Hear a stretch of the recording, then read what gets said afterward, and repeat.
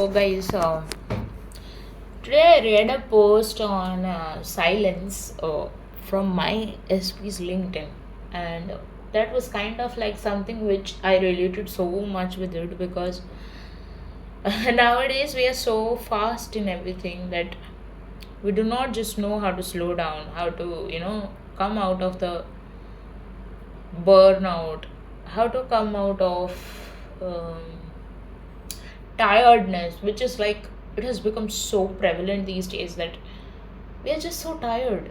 We are tired of every little thing that happens to us, and so I just thought to speak certain words of Bible, which I just randomly opened, and this was not even planned. So I just randomly opened, and I kind of like I felt like the universe was trying to teach me something about silence. So let me just read it out to you. Okay, so it says, so this is Isaiah chapter 41. Keep silence before me, O islands, and let the people renew their strength. Let them come near, then let them speak. Let us come near together to judgment. Who raised up the righteous man from the east, called him to his foot, gave the nations before him, and made him rule over kings. He gave them as the dust of his foot, and as driven stubble to his bow. He pursued them and passed safely, even by the way he had not gone with the speed. So basically, he says that sometimes, so like I also work in a very, very, very busy department, and no matter what good you do, you will always be scolded for all the wrong things. You have done something wrong, so that will be highlighted a lot. And sometimes what happens, like, I'm not saying that there's some doing something wrong, but what happens is that when you're constantly being scolded for each and everything, and when you are only highlighted, only your mistakes are highlighted in front of everyone, so that kind of, for as an employee, it gives you a form of discouragement, that what difference am I making? Am I even making a good difference or a bad difference? So that was the kind of thing I felt like. I feel like it's a speciality of this department that I feel this way. Anyway, that's not something, I'm not blaming anything, I'm just saying what I feel. So this was the thing. Okay, so basically in this verses it is saying that it is something is being talked about the kings and stuff like that.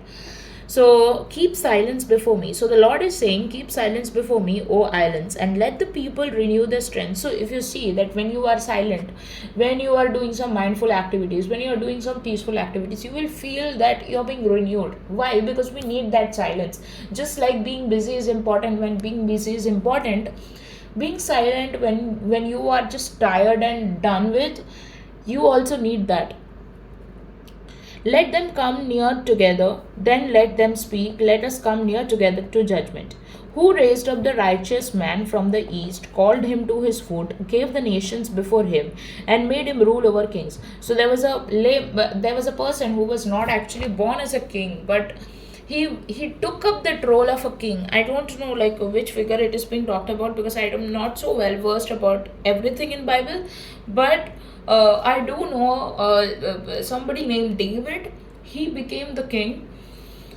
Before that, there was a very bad king who was ruling the nation. So David was a very just king, and so did he do something for himself? No, but he became the king. Everything in this universe pushed him to become the king. Okay, he pursued them and passed safely, even by the way he had not gone with his feet. Means even the battles he had not fought with on his 3D. The Lord was fighting for him, right? So he pursued them and passed safely, even by the way that he had not gone with the feet. Who hath wrought and done it, calling the generations from the beginning? I am the Lord, the first and the last. I am He. The isles saw it and feared. The ends of the earth was afraid, drew near and came. They helped everyone his neighbor, and everyone said to his brother, "Be of good courage." So the carpenter encouraged the goldsmith, and he had smoothed with the hammer him that snored the anvil, saying, "It is ready for the soldering." And he fastened it with nails, and it should not be moved. But you, Israel, are my servant, Jacob, whom I have chosen, the seed of Abraham, my friend. You, whom I had taken from the ends of the earth, and called you from the chief men thereof, and said unto you, You are my servant, I have chosen you, and not cast away. So, if when I'm talking about being chosen, so there's a time before, as in, before you are, endlessly or uh, blindly following Jesus or any of the God who you follow. There comes a time when you're too much into the 3D, you're lost, you're hopeless, and you're stuff like that. Why? Because you do not have faith inside of you. And when you do not have faith inside of you, you will rely on things like alcohol, like cigarettes, like weed, and whatnot, or drugs. I don't know which country you are from, but I know that in some countries it's like a normal trend. It has become like a normal trend, and the I mean the police the I mean the inspectors, they come in search of drugs, and they will remove, and there are people who actually take so much of drugs that they have to, for coming out of those substance abuse, they need to come out in real, to fight the demons inside of themselves. But if you ask this, that why does this happen, it happens because you're too much into the 3D. It happens because you feel like everything in your life is autopilot and nothing you have created. See, everything starts with just one thought. That one thought that something bad could happen to us, something bad would happen. So, have you seen the series of The Magnificent Century? It's not so much of a very good series, but there's a queen out there who always says that. So, she wanted a boy child in her first birth or second birth. No, sorry, in her second birth. In her first birth, she gives birth to a girl, and that's not a problem to her. But she wanted a boy child, so she always used to command that I gave birth to a boy child. I gave birth to a boy child, and like this, she gave birth to almost five baby boys. So, if you understand your speech and the words you speak to yourself or for this universe, it helps a lot to get what you want in your life. So, you cannot be having shitty thoughts about your life and wanting a very good life. No. So, if you want a good life, you have to speak good. If you want a bad life, then you can speak bad, no problem. Anyway, so behold, all they were incensed against you shall be ashamed and confounded. They shall be as nothing, and they would strive with them and perish. So here the Lord is saying that when you are faced with evil, when you are faced with people who have bad intentions about you, please do not go and fight with them. That like, you're having bad intentions with me, so I will also fight and take revenge against you. I feel like revenge is a very kiddish word. People who do not know what, like, there's no problem. I mean, what I feel is, if somebody does bad with you, leave them just like that. Don't try to fight it, don't try to take revenge, because when you're trying to take revenge, that karma of a bad thing comes onto you. Like, why would you take a bad karma? Let them, if they're doing something bad with you, let them do that. There will come a time when they will get the same lesson of what they did bad with you. For I, the Lord your God, will hold on to the right hand, saying unto you, Fear not, I will help you. And this is true. So when, as a human being, we try to work everything out by our own might. We will try to. I'll just give a simple example, and this might be too repetitive if you have been hearing my channel a lot. So my mom found out that I love my SP and stuff like that, and she was like, I have no problem with him. I have no problem with his family. I'm okay to give you to him as his wife. So she was okay with that. And believe me, guys, that I had been praying for this for last 2-3 years or something, that my mother completely accepts my SP and stuffs like that. Because I didn't have any fear regarding that. But in your initial stages of loving someone or dating someone, people have different opinions because they don't know the other person, and they come up with those, those kind of, like, normal kind of, not normal, like some kind of opinion that I don't know whether you would be able to adjust with this person or not, and stuff like that. And So like that, so I had actually prayed to God saying that, please God, can you just help me with this. I want my mother to literally love my SP. And she ended up doing that.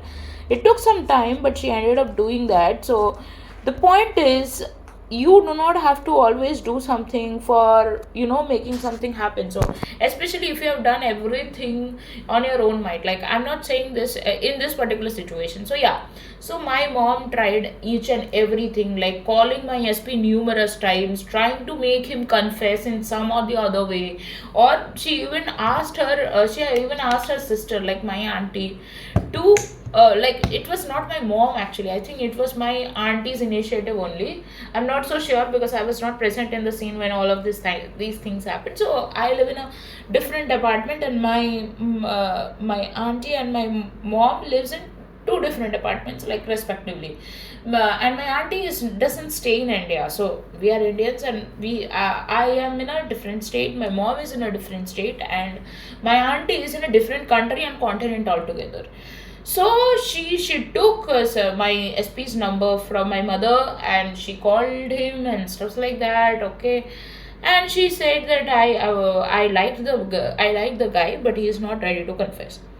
So I tried my best, and but if he is not saying yes, then there's no. I mean, like we can't do anything. So that's the thing. So what I feel is they tried their best to give me what I want, but sometimes, like, even doctors would say these things, okay, that they tried to save a patient, they could not do it with their own science mind. They would say that go and pray about it, and all of a sudden some miracle happens, and they are saved. Not just this, even I feel like there was a time during COVID, so I have a little bit of breathing issues, but it's not an asthma. I don't know why I have that. Maybe it could be because, like, I have a tendency to be anxious or etc. like that. But at that point of time, during the COVID time, like around 2021, before I joined my MBA college, I don't know what happened. So a doctor said that I got some sinus infection or something like that. Maybe I went on to, like, I actually went to the garden to put water on some plant. Okay, and there was some hay sticks on it, and I don't know what happened. Like, the doctor said that I got a sinus infection out of it, maybe because of the dirt, maybe because of something or the other. And it became so extreme that I could not actually breathe. In fact, the doctor said that within 3 days, if it doesn't improve, please do a COVID testing. So my mom was scared that why should we do a COVID testing and stuff like that. What if you want to do a COVID testing and you get COVID at that point of time, what will happen and stuff like that. And I was like, don't be scared. If it is COVID, then at least we can remedify it. So things like that I said. So but the third night I actually felt I will die, because there was so much of breathing issue. Like, I felt like, and I was telling my grandmother, because at that point of time I used to live with my family. I told my grandmother that please do not come near me. I told my mother also, please don't come near me. If something happens to me, if something has actually happened to me, it should not be passing on to you. So let me just peacefully go. And they were crying and like all that. And then my grandmother prayed the entire night. Not just my grandmother, my mom prayed the entire night. More than my mom, I see that devotion too much into my grandmother. And the next day, I do not know how, that totally went off my chest. Like, that kind of suffocation and stuff like that totally went off my chest. So this is how prayers are this much powerful. Because there are certain things which human beings cannot do anything about. You might exhaust yourself, you might do anything, you might be fighting with the world for this or that. And but if your 3D is not improving by your actions, then you need to surrender to God and let him do the part which you're not able to do. Because so yesterday I was reading a chat GPT conversation about God. And there it said that, 1 minute.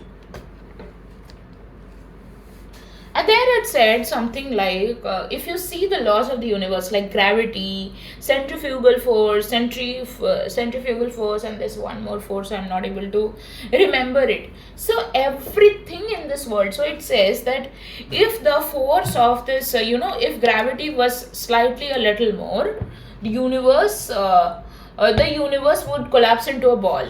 And if the gravity was less, then the universe would fly away to some other universe. So there's this 1 minute.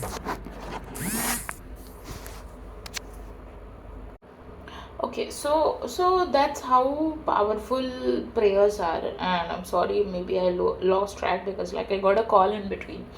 So that's how powerful prayers are. So you can, yeah. So I was talking about this Big Bang and universe. So I was reading a conversation with ChatGPT, which somebody posted online. Like it was not me who had this conversation with ChatGPT, but there was this what to say, like I read this conversation that if gravity was a little bit more, so I already told you these. So every law in this universe is just, I gave the example of just gravity, but it could be anything.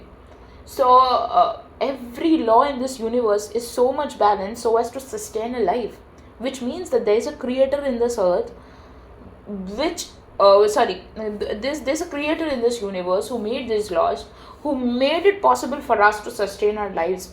And if you see everything, people who do bad, they get worst karmas back to them, and people who do good, they are always bettered with better things, right? So everything is a reason. That means there's a creator. So when you cannot solve your problem, let the creator come and intervene and help you in your case. Okay, so let me read the rest of the verses. Fear not, you worm Jacob, and you men of Israel. I will help you, said the Lord, and the Redeemer, the Holy One of Israel. Behold, I will make you a new sharp threshing instrument having teeth. You shall thresh the mountains and beat them small, and shall make them hills as chaff. So he's saying that I will make you powerful. I'm always there with you, and you can move mountains. So basically, he is trying to use this as a metaphor that you can move mountains and you can do more than you feel you can. You shall fan them, and the wind shall carry them away, and the whirlwind will shatter them. And you shall rejoice in the Lord, and you shall glory in the Holy One of Israel. When the poor and the needy seek water, and there is none, and their tongue faileth for thirst, I, the Lord, will hear them. I am the God of Israel, will not forsake them. I will open rivers in high places and fountains in the midst of the valleys. I will make the wilderness a pool of water, and the dry land springs of water. So that's what I'm saying, that when you feel that you have done all the best you can, but there's no way you can solve this problem, God does the impossible and helps you. I shall open rivers in high places and fountains in the midst of the valleys. I will make the wilderness a pool of water, and the dry land springs of water. I shall plant in the wilderness the cedar, the shittim tree, and the myrtle, and the oil tree. I will set in the desert the fir tree, and the pine, and the box tree together. They may see, and no one consider and understand together that the hand of the Lord has done this, and the Holy One of Israel has created this. Produce your cause, saith the Lord. Bring forth your strong reason, saith the King of Jacob.